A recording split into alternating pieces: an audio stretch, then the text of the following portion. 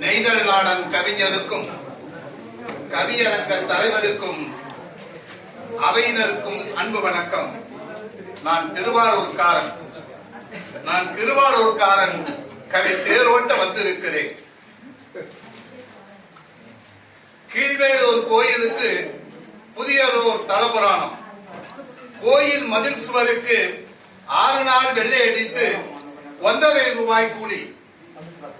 வெள்ளை அடித்தது கோயிலுக்கு, கொள்ளை கொண்டதால் கண்டு வந்தது பாவேந்தரை, பின் வட்டி வந்தது பெரியாரை. முரண்பாடு உன்னிடமில்லை கோயிலில் தான், நீ வெள்ளை அடித்ததால் தூய்மையானது கோயில். இன்றும் கூட வழிபாட்டு கூடங்களில் வடமொழி அழுக்குகள்,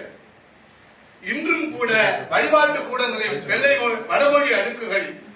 எல்லா கோயில்களுக்கும் வெள்ளை அடிக்க வேண்டும், நீ எப்போது வருவாய்?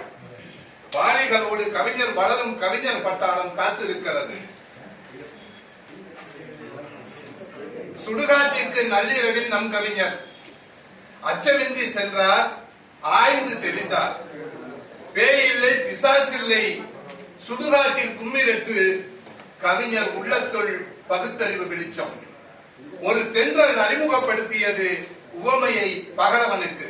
ஆம், தமிழ் தென்றல் தெரிவிக்க உவமை கவிஞரை பகுத்தறிவு பகலவன் தந்தை பெரியாருக்கு அறிமுகமாக்கினார். கொள்கை தங்கமாய் பகுத்தறிவு பட்டறையில் உடம்போடப்பட்டாய்.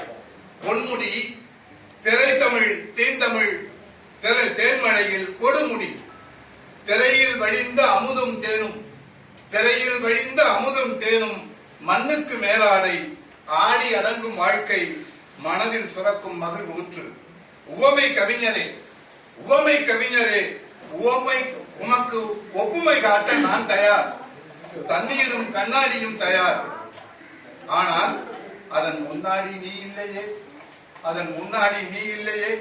கண்ணீரும் கவிதையுமாய் நிறைகிறது. நன்றி, வணக்கம். கவிதை போல வருகிறார் திருக்குவளை கவிஞர் செந்தில்குமார்.